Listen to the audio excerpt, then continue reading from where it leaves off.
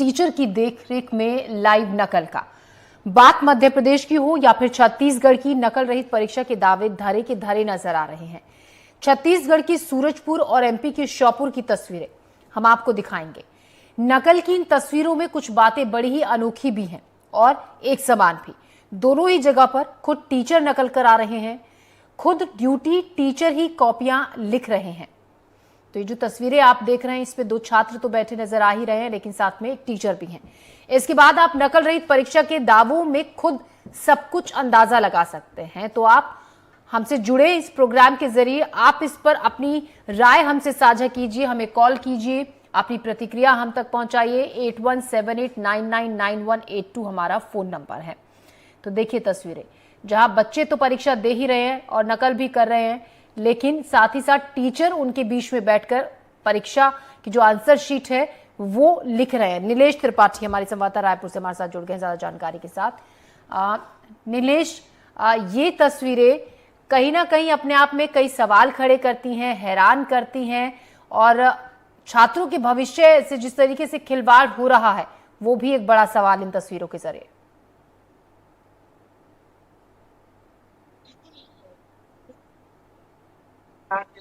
ये पहला मौका नहीं है छत्तीसगढ़ में। इससे पहले भी कुछ कुछ महीने, सप्ताह कह सकते हैं कि पहले एक ओपन परीक्षा हो रही थी, उसमें भी इसी तरह के मामले हुए। वो यूनिवर्सिटी की परीक्षा थी, उसमें भी खुलेआम नकल चल रहा था। और अब सूरजपुर से ये घटना आई है जिसमें प्रैक्टिकल एग्जाम में खुलेआम नकल कराया जा रहा था। और उसके बाद जब पूछा गया टीचर से, तो उनके अपने जो दावे थे, अपने जो तर्क थे उसके पीछे, वो भी बड़े हैरान करने वाले थे कि बच्चे कमजोर है, इस वजह से हम नकल करवा रहे हैं। जबकि बच्चे कमजोर है तो उनको पढ़ाई करवानी चाहिए। और ये सब जो तर्क है, हमारे साथ एक पेरेंट्स भी हैं और समाज सेविका भी है और काफी एक्टिव रहती है, खासकर चिल्ड्रन एजुकेशन और इनके लिए काम करने को लेकर। सोनाली चक्रवर्ती जी, मैं उनसे जी जानना चाहूंगा। सोनाली जी, इस तरह के मामले लगातार छत्तीसगढ़ में भी अब सामने आने लगे हैं। कई दूसरे राज्यों के तो हम सुनते थे, लेकिन छत्तीसगढ़ में ऐसे मामले बहुत कम आते थे, लेकिन अब लगातार आ रहे हैं। क्या करना चाहिए, किस तरह से लोगों को अवेयर रहना चाहिए?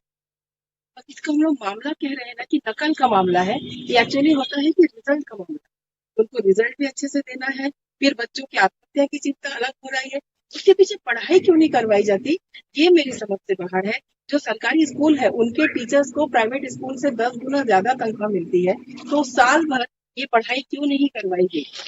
ये अच्छी स्कूल सरकारी, जैसे IIT में एडमिशन की इतनी मारामारी है, वो भी सरकारी है। तो सरकारी सारे स्कूलों का स्टैंडर्ड दिखाया क्यों नहीं जाता।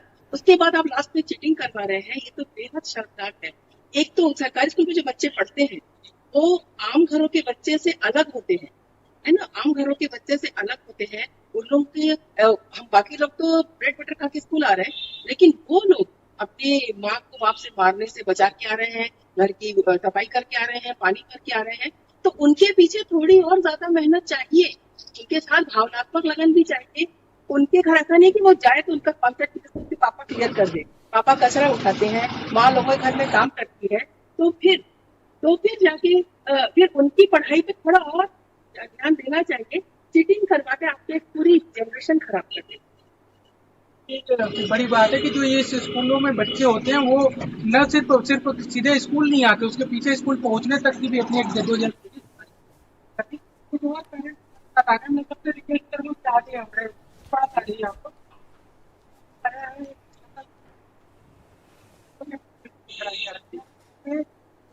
तो किस तरह से देखा जाना चाहिए सामाजिक परिप्रेक्ष्य में, यही हम जानना चाहिए। क्या नाम है आपका? मेरा नाम डॉक्टर नीता तिवारी है, मैं एक शिक्षिका हूँ। टीचर भी है जी। तो और भी जो कि मतलब कुछ टीचर भी जुड़ गई हैं। आ जाइए आप लोग और पास आ जाइए, सब लोग फ्रेम में सब लोग दिखे, ऐसा करी भी कोशिश। तो ये तो क्या होना चाहिए, आप टीचर है, टीचर में आते देखना किस तरह से?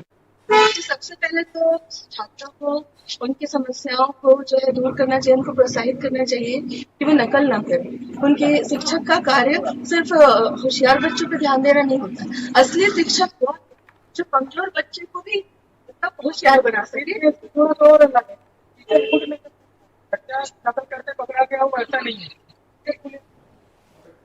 तो नहीं, ये सही नहीं है मामला, और हर जगह वो ऐसा नहीं है। देखिए, अच्छाई बुराई हर जगह होती है, अगर ये बुराई दूर होना चाहिए। और मैं कहती हूँ नकल रोकने के लिए सबसे पहले तो छात्रों को कमजोर छात्रों पे अधिक ध्यान देना चाहिए। दूसरी बात है कि जो हम सेट चेंज करते हैं, तो टेस्ट सेट बना, तो उससे हमको हम आगे पीछे कर सकते हैं। छात्र क्या है, एक दूसरे को कुछ नहीं नकल नहीं करते। नीलेश, हमारे साथ एक कॉलर जुड़ गए हैं, दर्शक हैं हमारे साथ। नीलेश, आपकी भी बात हम सुनेंगे, इन टीचर्स की भी बात सुनेंगे। हमारे साथ एक दर्शक जुड़ रहे हैं, कोमल है हमारे साथ। जी कोमल, कहिए क्या राय आपकी इस मुद्दे पर? छत्तीसगढ़ में अगर मैं स्कूलों की हालत देखूं मैम, तो प्राइवेट स्कूलों में ज्यादा से ज्यादा नकल किए जा रहे हैं। और साथ ही साथ इसकी यह एक बहुत बड़ी कारण हो सकती है कि यहाँ टीचरों की बहुत कमी देखी जाती है प्राइवेट स्कूलों में, और साथ ही साथ सरकारी स्कूलों में तो टीचरों की बहुत कमी देखी जा रही है। यहाँ आसपास में ऐसे भी स्कूल है जहाँ पे प्राइमरी स्कूल में पूरे टीचर कमी है, मतलब 60 बच्चे 100 बच्चे में एक टीचर है, ऐसा भी हालत है मैम यहाँ पे। कोमल जी, चलिए वो भी एक बड़ा मुद्दा है, लेकिन सवाल यहाँ पर यही, जो तस्वीरें आप देख रहे हैं इस वक्त अपने टेलीविजन स्क्रीन पर, टीचर बच्चों की परीक्षा दे रहे हैं, बच्चे नहीं दे रहे, नकल तो कर ही रहे हैं, साथ ही खुद ही आंसर शीट लिखने बैठ गए हैं टीचर्स। जी, इसी से पता चलता है मैम कि टीचर जो है वेल क्वालिफाइड नहीं है, जिन्हें टीचर बनाया गया है वो वेल क्वालिफाइड नहीं है, इसीलिए ऐसा काम जो है वो कर पा रहे हैं। अगर वो वेल क्वालिफाइड होंगे, टीचर अच्छे रहेंगे, तो बिल्कुल इस काम को करने से वो बचेंगे और डरेंगे। जी कोमल जी, शुक्रिया आपको अपनी राय रखने के लिए। नीलेश हमारे सहयोगी हमारे साथ बने हुए हैं, कुछ टीचर्स हैं वो जिनसे वो बात कर रहे हैं। जी नीलेश। बिल्कुल, मैं वही बैंक मैनेजर की सामाजिक तौर पर लोग जुड़ते हैं, मिलते हैं, और पेरेंट्स भी टीचर ही नकल करवा रहे हैं। कई जो ऐसे मामले कुछ आए सामने, यूनिवर्सिटी के पहले आए थे, आप आ रहे हैं, इस तरह से इसको देखो, इसको दूर करने के लिए जो कि मैं एक चीज और बताऊंगा, मैं इस वक्त जहाँ हूँ ये भिलाई है। भिलाई एजुकेशन सिटी भी कहा जाता है छत्तीसगढ़ को। उसके हाथ में भी ये जितने भी पेरेंट्स हैं उनके जो भी कमेंट है वो इसको देखिए, और इसको रुकने के लिए क्या करना चाहिए कि बच्चे जो है वो अपने दम पर परीक्षा पास करें। देखिए अभी क्या है, कंपटीशन बहुत ज्यादा है और एजुकेशन का कमर्शियलाइजेशन है। तो हर इंस्टीट्यूशन ये तो चाहता है कि हमारा परफॉर्मेंस बेस पे और ज्यादा नेक्स्ट जो सेशन आएगा उसमें ज्यादा से ज्यादा कस्टमर आए, उनसे ज्यादा से ज्यादा जो छात्र आए उनसे ज्यादा फीस वसूली कर सके, ये बैंक का रिजल्ट। ये गलत जो हथकंडे अपना रहे हैं, ये सब गलत है, इसका विरोध होना चाहिए। इसकी जड़ कमर्शियलाइजेशन एजुकेशन में, तो एजुकेशन यदि प्राइवेटाइजेशन के बजाय पब्लिक सेक्टर के माध्यम से होगा, गवर्नमेंट उसको टैकल करेगी, तो इस पे रोक लग सकती है। फ्यूचर में जो एजुकेशन, जो हायर एजुकेशन की बात करना चाहिए, इसको कमर्शियलाइजेशन से रोकना चाहिए, और इसका जो दबाव है कमर्शियलाइजेशन को, उस पे कम करने के लिए नकल वकल लोग क्या टेंशन में आ जाते हैं, ऐसा कुछ करना है। क्या आपका क्या मानना है?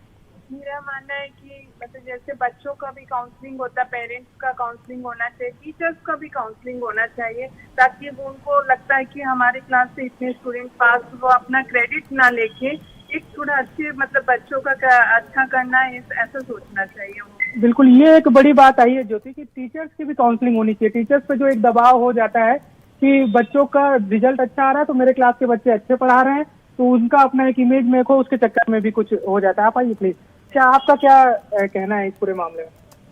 जी, मैं भी पहले एक शिक्षिका रह चुकी हूँ, अभी वित्तीय संस्थान से जुड़ी हुई हूँ। ये बहुत ही अहम, आप आज शायद फ्रेम में आप नजर नहीं आती, बताइए। बहुत ही अहम और संवेदनशील मामला है, केवल नकल करके पास कराने वाली बात नहीं है।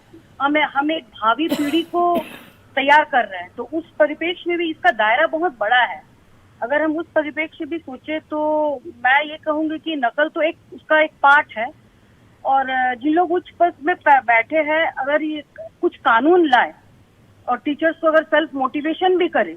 मेन चीज है, इंडिया जैसे भारत जैसे देश में बहुत ही लूज कानून व्यवस्था है। अगर टीचर्स के लिए फेवर और जो भी ये सब कार्य जहाँ पर भी हो रहा है, अनैतिक कार्य जहाँ हो रहा है, अगर एक कानून लाया जाए तो मैं समझती हूँ कि कुछ हद तक इसको हम रोक सकते हैं।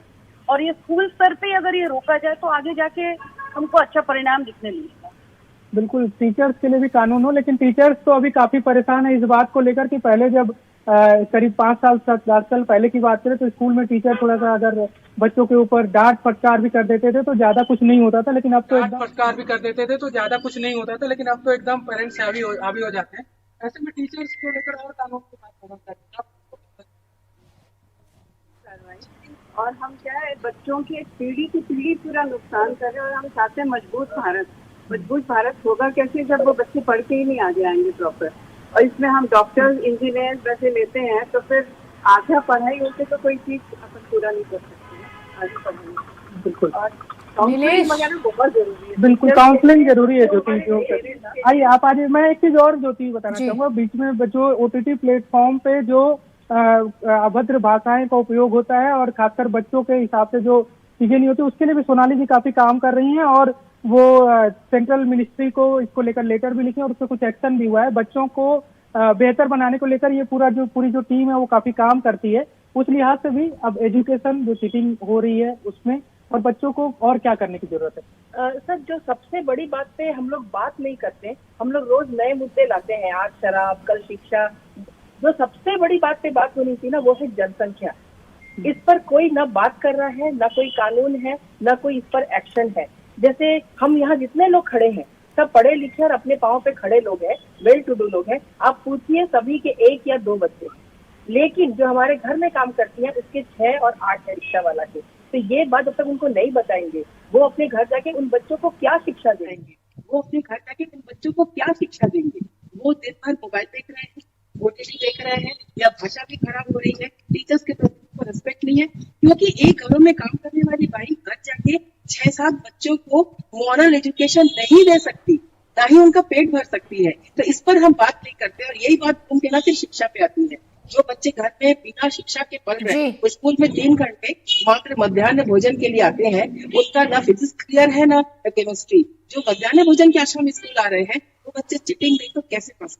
बिल्कुल ज्योति, ये देखिए एक बड़ा सवाल सोनाली जी ने उठाया कि जो बच्चे मध्याह्न भोजन के चक्कर में स्कूल जा रहे हैं उन लोग क्या चीटिंग के भरोसे नहीं रहेंगे तो फिर पास कैसे होंगे। और ये पूरा जो एक सर्कल है, वो चेन जो है वो घर से लेकर स्कूल और स्कूल से समाज सबको जोड़ता है। और जो चीटिंग की बात हो रही है, वो चीटिंग सिर्फ स्कूल में किया गया एक घटना या अपराध या एक गलत हरकत नहीं है, बल्कि ये पूरा सामाजिक चेन है जिसको ताना बुना एक दूसरे से बुना हुआ है। राहुल कुछ जी, अगर हमारे लोग जो कह रहे हैं या कोई सवाल हो तो आप जी।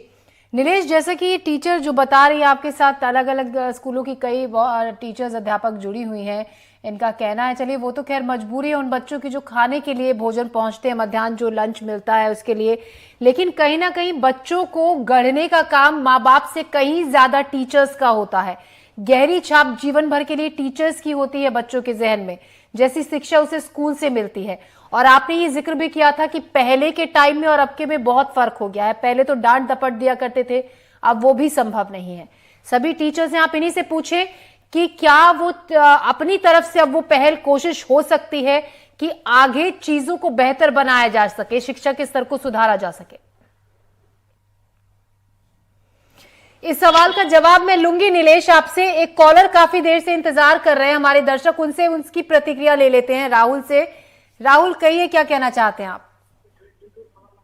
मैं कहना चाहता हूँ कि जैसे कि हम बच्चों पे इतना भी दबाव नहीं बनाना चाहिए, माँ बाप और टीचरों को भी वो ध्यान में रखना चाहिए कि बच्चे ऐसा कोई चीटिंग के प्रेशर में ना आए या चीटिंग करने को मजबूर ना हो। कई बार क्या होता है कि घर वालों की तरफ से और स्कूल की तरफ से भी बहुत दबाव होता है, जिसकी वजह से बच्चे तैयारी नहीं कर पाते ढंग से और ऐसा कदम उठाते हैं। राहुल, बिल्कुल सही कह रहे हैं आप। कई बार प्रेशर बहुत ज्यादा बच्चों पर बना देते हैं, अभिभावक कितनी % लेकर आने हैं, पीयर प्रेशर होता है, तो ये भी एक बड़ी वजह चीटिंग की होती है। शुक्रिया आपका हमसे राय हम साझा करने के लिए।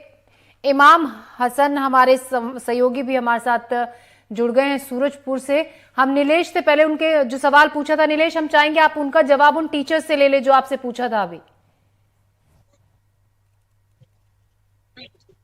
सवाल ना करें, उसके लिए क्या करने की जरूरत है और क्या कोई मुहिम, क्योंकि आप लोग सामाजिक तौर पर भी काम करते रहते हैं, तो क्या कोई ऐसी मुहिम आप लोग शुरू कर सकते हैं जिससे मैसेज पूरे प्रदेश और देश में जाए?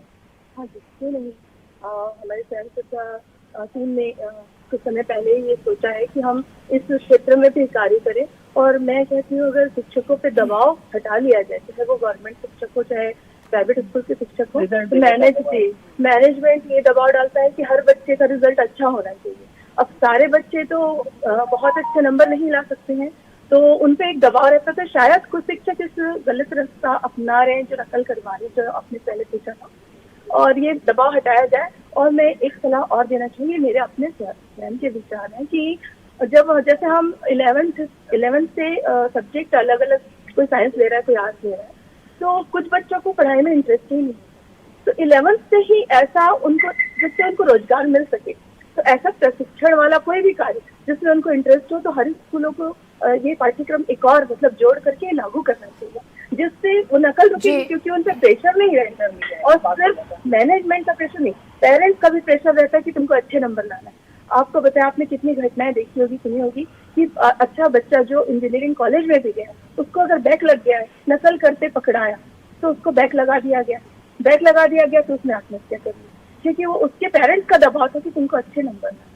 बिल्कुल, ये जो एक प्रेशर है उसको लेकर एक बड़ी चिंता है। कुछ और भी लोग हैं, आपका क्या कहना है, टीचर्स पर को लेकर क्या कह रही हैं जब इस पूरे मामले में जब नकल कराते टीचर पकड़े जा रहे हैं, उनके लिए क्या किया जाना चाहिए? जी देखिए, होता ये कि अभी जो गवर्नमेंट का जो प्रेशर होता है वो काफी टीचर्स पे पड़ गया, और अभी सभी प्रेशर की बात मैडम नहीं की, कुछ और नई चीजों तो जाकि दर्शकों को ज्यादा से ज्यादा चीजें पता चले और बात भी हो, प्रेशर की बात हो चुकी है। अभी कंपटीशन बहुत बढ़ गया है और सभी पर ये हो गया है कि पेरेंट्स भी चाहते हैं कि हमारा बच्चा काफी अच्छा करे, और बच्चा जो सोशल मीडिया में इतना ज्यादा इन्वॉल्व हो गया है कि वो पढ़ाई पे ध्यान नहीं दे पाता है, और साल भर पेरेंट्स भी जो होते हैं वो बच्चों पे ध्यान नहीं दे पाते हैं। ज्योति, हमारे साथ इमाम है, इमाम की बात भी जरूर आनी चाहिए क्योंकि घटना सूरजपुर की है, तो इसलिए मैं चाहूंगा कि इधर अगर इमाम के साथ जो कुछ लोग जुड़े उनकी भी राय आए, फिर मैं इधर और भी। बिल्कुल, हम इमाम से ही बात कर लेते हैं। अब नीलेश, आपके साथ इतने टीचर्स से अपनी राय उन्होंने दी। इमाम, टीचर्स तमाम तरीके की बातें कर रहे हैं, कह रहे हैं कि प्रेशर टीचर्स पर भी होता है अगर छात्रों पर होता है तो, लेकिन ये एक कहीं ना कहीं हैरान कर देने वाली बात है कि टीचर्स जिन पर जिम्मा होता है एक छात्र को आगे बढ़ाने का, पढ़ाने का, वही उनको चीटिंग में मदद कर रहे हैं, खुद आंसर शीट लेकर बैठ गए हैं लिखने के लिए। जी, मैं बताना चाहूंगा कि सूरजपुर से ही कल एक बड़ा मामला आया हुआ है, जहाँ पे बरसरा में आपने देखा होगा कि एनडीटीवी के कैमरे ने ये कैद किया हुआ था कि बच्चे वहां पे टीचर के सामने नकल कर रहे थे, और टीचर ने भी ये माना कि बच्चे कमजोर हैं इसलिए नकल करा रहे हैं।